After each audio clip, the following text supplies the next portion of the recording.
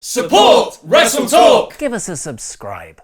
Hello and welcome to the WrestleTalk news. I am El Fakador Laurie Blake, and coming up on this episode of Oni News Warlords, Jericho signs his All Elite Wrestling contract. Kenny Omega definitely going to AEW.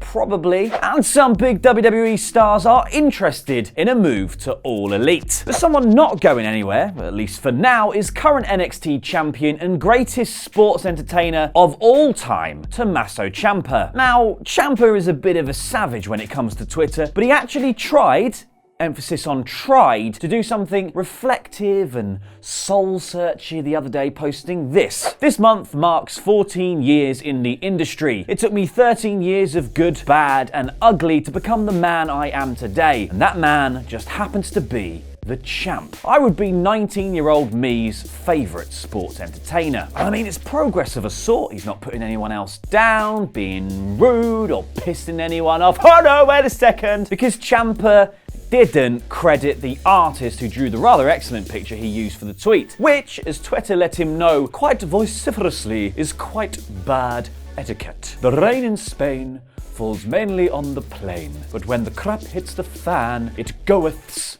everywhere. To which Tommy Champs responded, "Dear artists, if you want me to credit you with an @ when posting your photo, then I want you to handwrite me a letter requesting permission to paint/draw/use my likeness. PS, your artwork is already watermarked. PSS, your hurt feelings hurts my head." PPS, not PSS. He's a heel. What did you expect, really? But one thing he probably wasn't expecting was this deluge of unflattering fan art that came back his way. And probably because it's blurred, you can't see that this last one has a penis for a nose and a bumhole for a mouth. Brilliant. While this was happening on NXT on 205 Live, a huge match was being made for the Royal Rumble. I'd say spoilers for 205 Live are incoming, but does anyone actually watch the show? That's not a rib, it's a genuine question. Anyway, Hideo Itami became the final man to qualify for the Fatal 4-Way for the Cruiserweight Championship after defeating Cedric Alexander. That means the champion Buddy Murphy will face his greatest challenge since being a ginger who lived in Australia as he defends against Itami, Kalisto and Akira Tozawa. Look at him.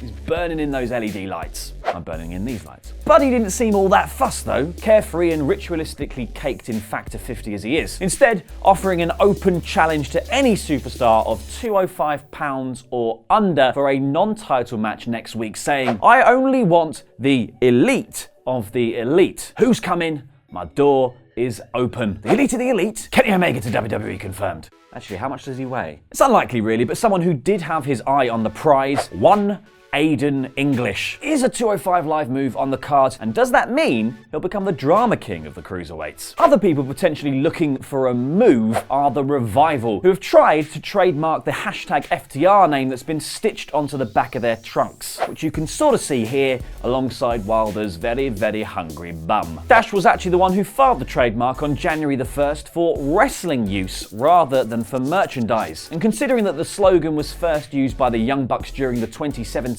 Twitter feud between the two teams, could Dash and Dawson be getting their ducks in a row before they move over to AEW? Who knows? Already moving over to All Elite though is Chris Jericho, who has signed on the dotted line, as revealed by this clip posted on All Elite's Twitter yesterday. Chris Jericho is now all in with All Elite Wrestling. We're going to change the universe, baby!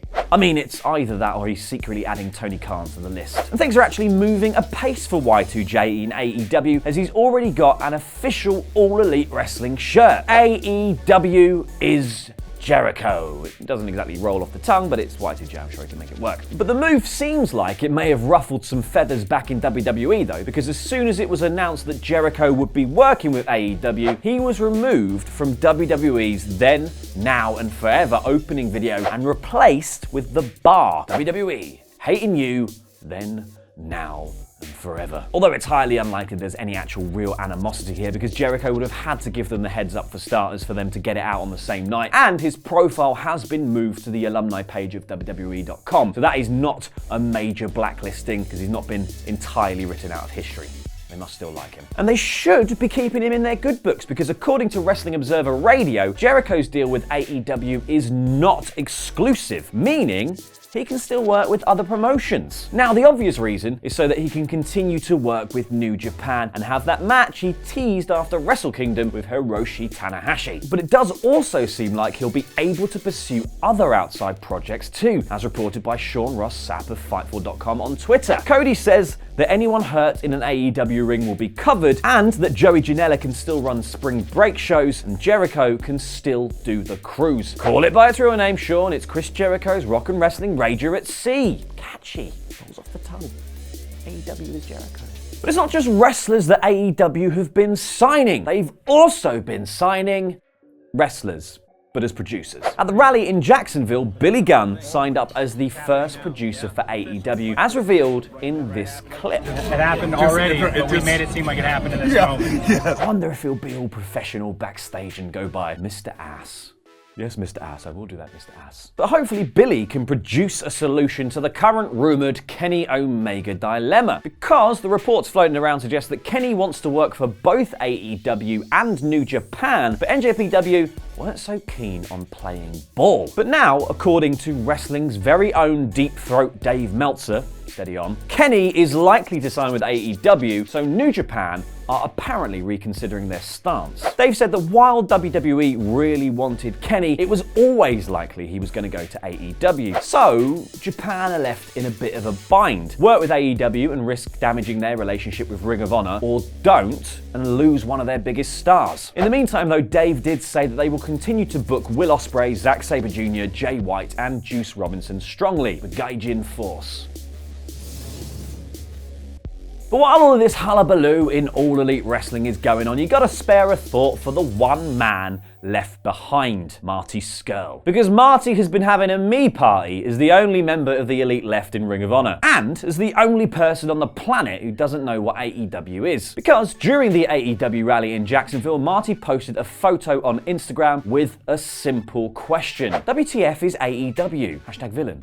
Question mark, question mark. Marty was also worried that he'd been replaced with a new British Bezzy when Hangman Page came face to face with Pac during the rally. Someone please tell the man what's going on. He's so confused. Obviously this is all a silly skit, like the kind of thing you'd get on Being the Elite. Wait a minute, what's happening with that show? During a media scrum at Jacksonville, the Bucks were asked by WrestleZone if they plan to continue the series. Matt said, "The plan is to keep it going." Nick said, "For now it might be tough doing it weekly because we're not going to be on the road every single day of our lives." Matt said, "Maybe it'll become more of a documentary series." Nick said, "We're still going to keep it going." Matt said, "The plan is, that's our platform. That's the biggest thing. Everybody watches it every week." Nick said, "I hope we can do it every week. The plan is to continue it weekly." Trying to differentiate them there because they're twins. And naturally, everyone is on the hype train with AEW as President Tony Khan appeared on X-Pac 12360 and talked about the rumors of them signing Goldberg. Tony said, "I've spent some time with Bill. I really like Bill a lot, and he's one of the greatest drawing cards ever in the business. He's a huge star, a household name, and yeah,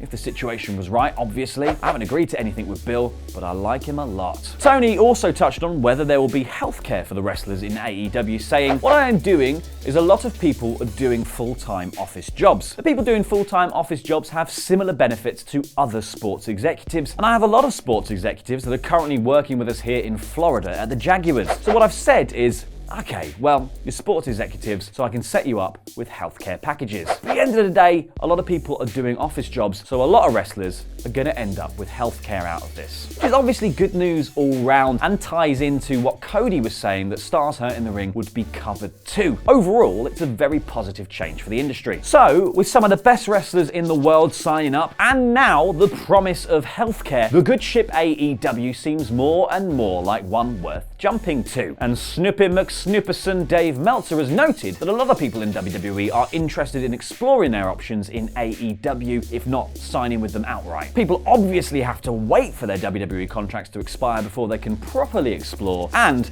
most people are reportedly both waiting and seeing how the fledgling promotion gets on. Fightful has also been gathering intel from WWE and say that while many stars didn't wish to comment, Even anonymously, those that did said they were glad of more options for places to work and that ultimately they think it'll be Impact that is hit the hardest. Impact, the industry's punching bag. I mean, maybe it's the name. Should have called yourself really worth working with. WWE ban AEW fans from SmackDown, those bum faces. Click the video on screen now to find out more and give us a subscribe to stay up to date on all of the latest wrestling news. I've been El Fakador, and that was Lucha.